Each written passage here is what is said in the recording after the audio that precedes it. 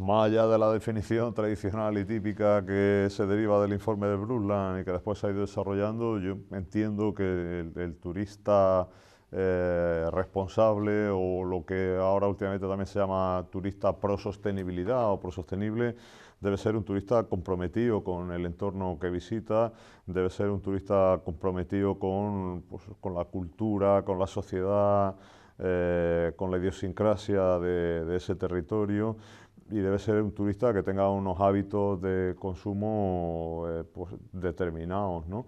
Estamos viviendo ahora mismo un boom del turismo, creo que ya un sobreboom del turismo, que puede ser muy peligroso, y mi sensación personal es que hasta ahora ese boom se está produciendo con el tipo de turista tradicional que venimos teniendo pues, desde los años 50, ¿no? Y necesitamos otro tipo de turista, necesitamos un turista que se preocupe por el impacto que genera su actividad en el territorio y que asuma el turismo más allá de una mera actividad de ocio, que lo es obviamente, pero que asuma el turismo como una actividad de compromiso personal de él con los territorios que visita, con la gente de esos territorios. Yo creo que en los temas ambientales hemos avanzado mucho y evidentemente la sostenibilidad implica ese mantenimiento de los recursos y de los paisajes y de los ecosistemas en general, pero yo creo que tenemos que hacer más hincapié en el mantenimiento de los sistemas sociales y culturales, es decir, que las poblaciones no sufran tanto como sabemos que están sufriendo en determinados destinos por la presión del turismo, y sobre todo también conseguir dar respuesta a las necesidades de bienestar, ¿no? Es decir, la pata económica, empresarial de la sostenibilidad, desde mi punto de vista, es la gran olvidada de de todas estas definiciones, ¿no? El tema de las expectativas es interesante porque siempre cuando se habla de- del turismo se habla de posibilidades, se habla de expectativas. Cuando hablamos de las consecuencias hablamos de realidades, y ahí vemos que los impactos generalmente pocas veces tiene algo que ver con aquellas propuestas o con aquellas expectativas que se le había dado. Eh, Desde hace ya bastantes décadas hay un discurso hegemónico, mistificador del turismo como un elemento que puede impulsar el turismo, puede impulsar el desarrollo, puede coadyuvar a procesos de desarrollo y de lucha contra la pobreza y de mejora de la calidad de vida de la población local. Eh, pero la realidad, los casos concretos demuestran que esto sucede muy pocas veces. Es cierto que hay algunos nichos de mercados y algunos casos concretos que se suelen poner siempre como ejemplos de que la cosa funciona, o al menos funciona durante un tiempo, pero la mayoría de los casos no es así, ¿no? Más allá, ya no hablemos del impacto medioambiental, que es una cosa bastante obvia, solo tenemos que ir a nuestras costas y vemos lo que era antes y lo que es ahora, ¿no? Pero impactos a nivel social son tremendamente claros, ¿no? Aumento de las diferencias sociales, incremento de puestos de trabajo de mala calidad, es una cosa que se ha estudiado en profundidad, como cuando una sociedad que dependía de una economía comercial o de una economía industrial pasa a depender o en esa economía empieza a tener un papel muy importante la economía turística, las condiciones laborales empiezan a reducirse y los derechos laborales empiezan también a perderse, ¿no? Esa capacidad mistificadora del sector, del discurso, ¿no? Esa capacidad que tiene de generar un discurso hegemónico hace además de que determinados fenómenos no se fenómenos que están sucediendo no se adscriban como una consecuencia del turismo, ¿no? Pero, por ejemplo, problemas de gentrificación en el ámbito rural, pero sobre todo también en el ámbito urbano, se está dando cada vez más por razones del desarrollo turístico, ¿no? Y pongo un ejemplo y con eso acabaría, ¿no? El tema de los pisos turísticos, un problema cada vez más grave en muchas ciudades de Europa. No es que no hayan suficientes pisos turísticos, no es un problema de oferta y demanda, es un problema de que en determinado momento sobre un un determinado producto, que es un piso, se generan dos mercados de naturaleza absolutamente distinta, ¿no? El mercado turístico y el mercado de la vivienda, y que tiene una capacidad económica muy diferenciada, ¿no? Claro, el mercado turístico es mucho más potente, paga más por noche que no el habitacional, ¿no? El resultado, cuando existen dos mercados sobre un mismo producto en una economía abierta como es la nuestra, es que no puede existir. Los dos mercados tienden a igualarse, tienden a equipararse y equipararse hacia arriba, con lo cual lo que encontramos es que el precio de los pisos empieza a aumentar, y empieza a aumentar de una manera escandalosa, incluso en procesos de crisis como la que vivimos hoy en día en la ciudad de Barcelona. Los pisos no paran de aumentar de precio. No es una cuestión de oferta y demanda, hay pisos para todo el mundo. Lo que está sucediendo ahora es que una parte cada vez más importante de la población no puede acceder a una vivienda simplemente porque los precios suben. Y los precios suben resultado de este ciclo inflacionario que genera el sector turístico, cuando el turismo empieza a utilizar también los pisos que hasta ese momento se dedicaban a la vivienda. La relación entre el turismo y el cambio climático es una relación bidireccional. Por una parte, el turismo genera determinadas actividades con emisiones de dióxido de carbono, afecciones sobre el territorio, sobre la propia costa, que van a aumentar los efectos del cambio climático o van a incrementar el propio cambio climático, luego lo podemos especificar un poco más, y a su vez también es víctima de ese cambio climático. Podemos ir recorriendo los diferentes tipos de turismo habitual que tenemos.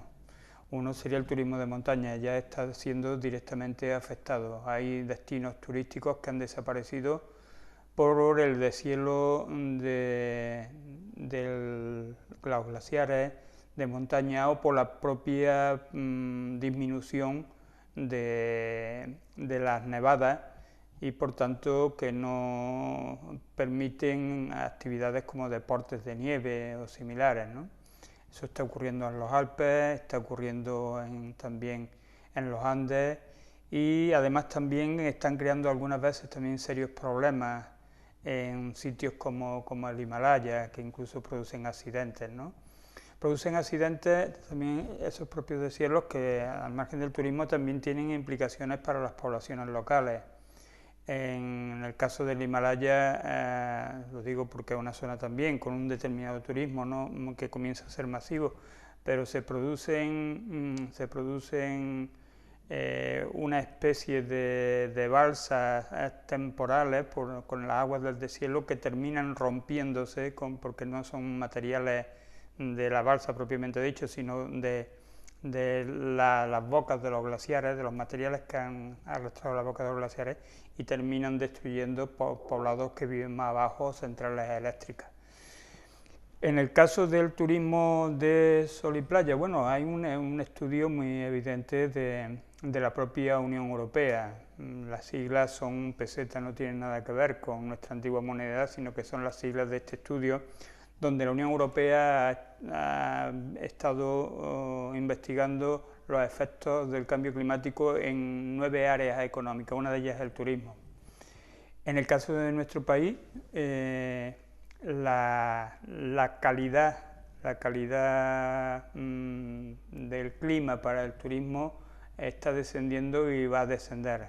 Altas temperaturas durante el verano, que en el caso de la costa suponen también niveles muy altos de humedad, hacen que el turismo o la calidad para el turismo se vaya desplazando hacia el norte. Esos propios estudios indican que la excelencia climática del turismo del Mediterráneo desaparece, a cambio aparecen en Escandinavia y en otras zonas del norte aparecen climas adecuados para este tipo de prácticas. Difícilmente un británico va a venir a la Costa del Sol si se va a encontrar en las costas inglesas, se va a encontrar durante el verano, se puede encontrar 30-35 grados, ¿no?, de temperatura. Por lo tanto, los costes económicos del desplazamiento se los puede ahorrar perfectamente, ¿no? Por otra parte, una gran cantidad de los desplazamientos que se hacen para el turismo masivo, son desplazamientos aéreos. Los desplazamientos aéreos son los más intensivos en emisiones de dióxido de carbono.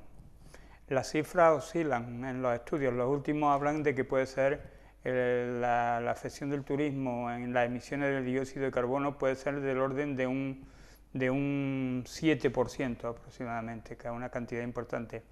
Curiosamente, la inmensa mayoría de estas emisiones ni siquiera están contabilizadas en los acuerdos internacionales sobre el cambio climático, ¿no?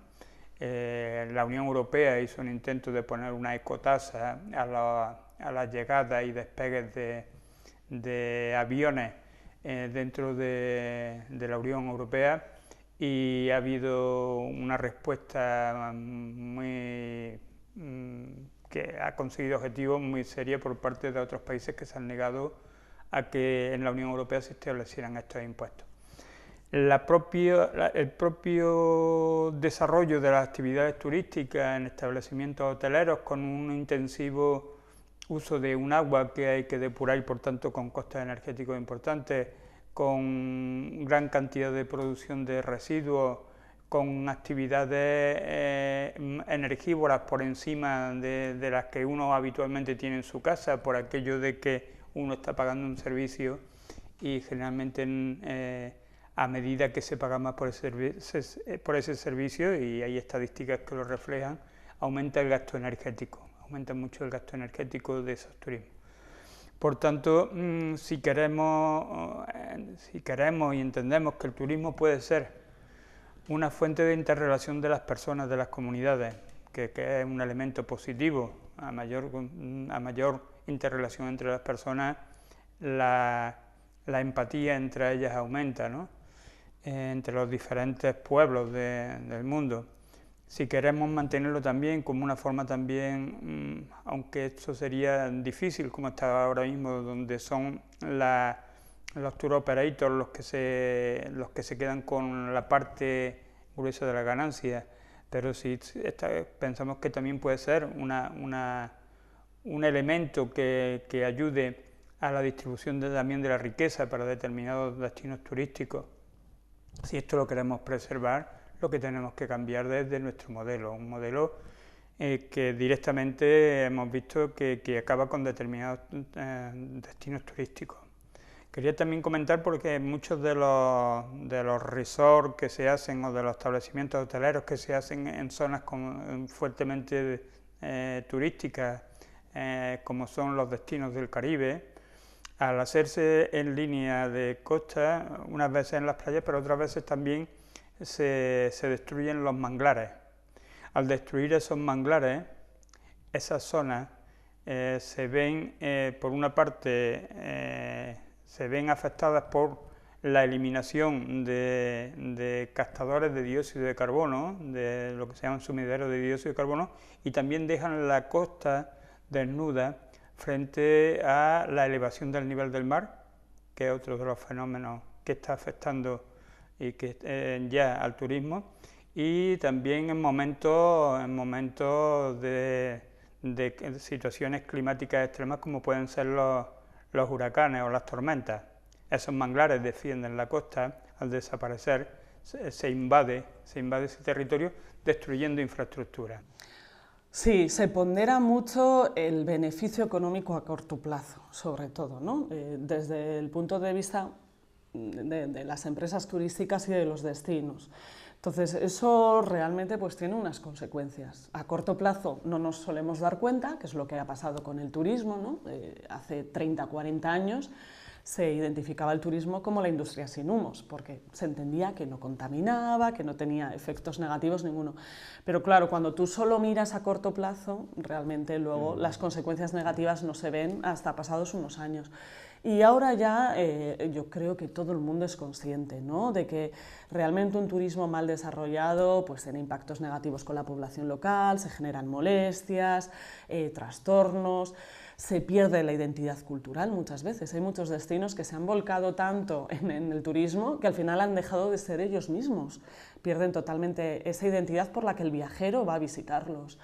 Se ha perdido incluso en muchos destinos la soberanía alimentaria, se ha importado tantos productos al gusto del turista que llega que se acaba perdiendo la producción local. Eso ha pasado en varios destinos del mundo muy turísticos. Entonces hay muchos impactos económicos, bueno, pues suben los precios, la población local no tiene un acceso, pues, por ejemplo, a las viviendas, bueno, pues como lo tenía anteriormente. Impactos medioambientales evidentísimos, ¿no? Estéticos, de generación de residuos, que muchas veces bueno, pues los destinos no están sobredimensionados, ¿no? Para esa generación en algunos momentos puntual de residuos, ¿no? Destinos que son muy estacionales y que de abril a septiembre bueno, pues duplican o multiplican su población por 10 o por 100, bueno, pues claro, eso tiene un impacto, ¿no? de gasto de agua, de energía, de generación de residuos. Luego, evidentemente, el desarrollo turístico brutal que hemos tenido en las costas sobre todo, pero también ese mismo modelo se ha replicado, por ejemplo, en el turismo de esquí, ¿no? Todos los desarrollos turísticos en torno al deporte del esquí, en este caso concreto del Estado, pues se ha replicado el mismo modelo, ¿no? Construcción, especulación brutal y bueno, eso tiene un impacto, ¿no? De pérdida de biodiversidad, de destrucción de ecosistemas, de impactos medioambientales muy fuertes. Entonces, bueno, está claro que impactos negativos hay. Lo que a veces sorprende es que no los queramos asumir y no los queramos bueno, ver críticamente y decidir, bueno, qué vamos a hacer para que esto por lo menos no se repita. Eso es lo que creemos nosotros siempre, ¿no? La actitud que hay que empezar a tener. Vale, reconocer que ha pasado esto, no se han hecho todas las cosas lo bien que se debería, pero se puede cambiar y se pueden hacer las cosas de otra manera. Tampoco es tan difícil, es hacer las cosas bien en turismo. Eso es el turismo responsable, ¿no? Aplicar la lógica y hacer las cosas como se deberían hacer. El turismo, bueno, como cualquier actividad humana, es una actividad compleja, ¿no? ¿Cómo podemos transitar? Bueno, en principio lo que tenemos, si en principio en la parte de afección del turismo al cambio climático o la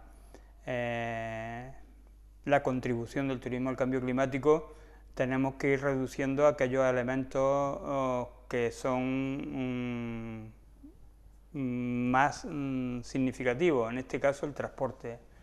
Disminuir de forma drástica los transportes a destinos muy lejanos y los transportes mediante aviación o transporte aéreo es un elemento fundamental. Por lo tanto, habría que, como en otros elementos, habría que comenzar a plantearse más turismo de cercanía,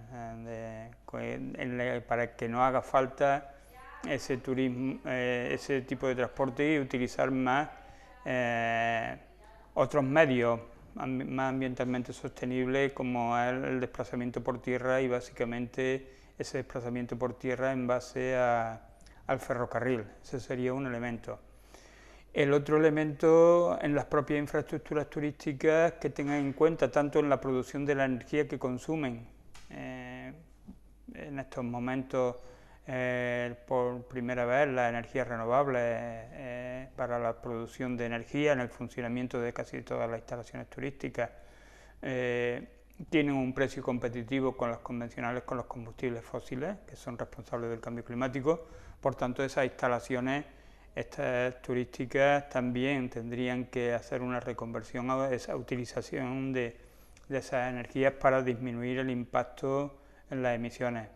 Otro elemento son las propias instalaciones, es respetar al máximo el entorno natural en el que viven. Recordaba anteriormente los manglares, pero podemos también hablar zonas también de bosque que se han aclarado para ese tipo de instalaciones.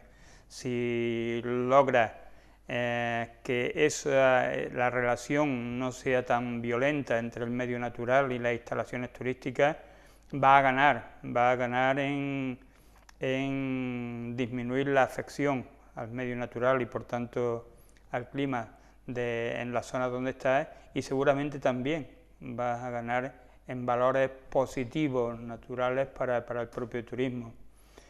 El otro elemento también es que habría que rescatar o propiciar con mayor intensidad lo que anteriormente comentaba, que los valores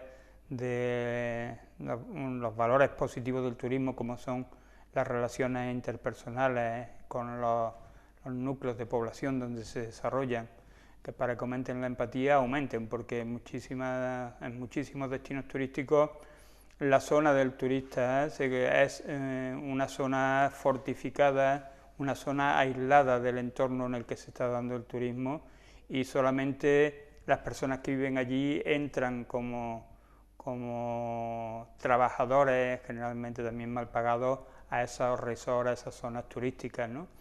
Si realmente queremos avanzar en criterios positivos y por tanto también más respetuosos con el entorno y más respetuosos con las relaciones interpersonales, ese tipo de relaciones personales tienen que abrirse más a la zona donde está el turista. De esa manera también el turista